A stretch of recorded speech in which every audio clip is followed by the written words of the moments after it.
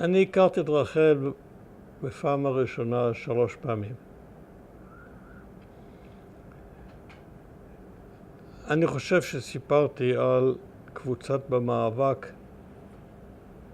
שהקמתי ב-1945,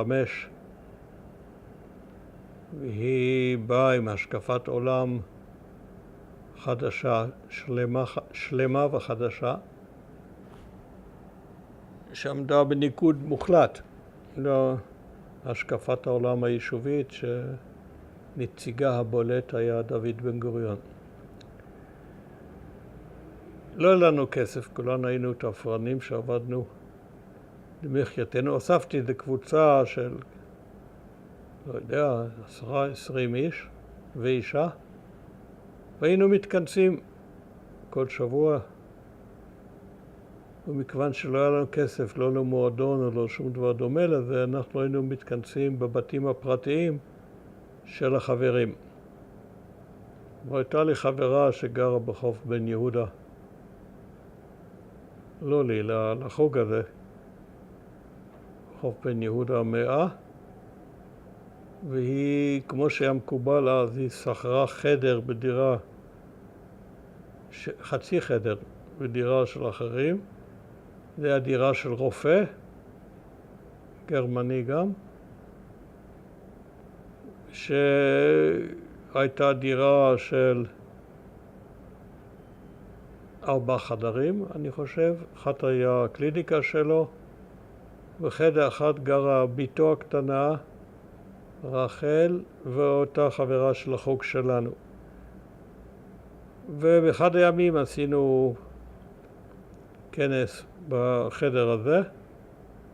הבחורה הזאת הזמינה אותנו, באמצע נכנסה ילדה, בת 14 אני חושב, 15 אולי. בהיסח הדעת שמתי לב שהיא יפה, אבל הייתי עסוק בפעולה ולא, לא שמתי לב.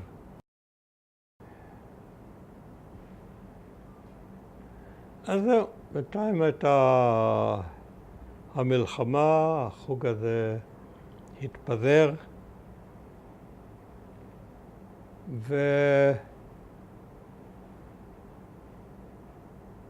ואני כבר לא יודע אם עוד עבדתי בארץ או כבר הקמתי את העולם הזה, בערך בתקופה ההיא. הלכתי היה לי חבר בשם מיכאל אלמז, שקראנו לו מיקו, שהוא היה חובב תיאטרון והקים תיאטרון בשם תיאטרון ספק חובבים, ספק חצי מקצועי, בשם זירה, תיאטרון זירה. זה נקרא זירה מפני שהבמה הייתה באמצע החדר והקהל ישב מסביב. זה ניסיון אמריקאי, אמריקה הייתה אז מלאה ניסיונות כאלה, והוא לקח את הדוגמה האמריקאית. ואני ניסיתי את ידי כמחזאי, וכתבתי מחזון על שועלי שמשון, משהו מהוואי המלחמה ושועלים. קושי זוכר מה זה היה. ושם מיקו מיכאל אלמז הציג לי בחורה צעירה,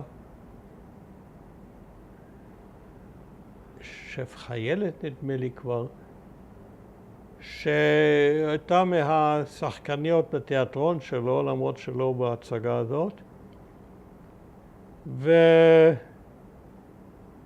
לי אותה ונכנסנו לשיחה וכך הכרנו.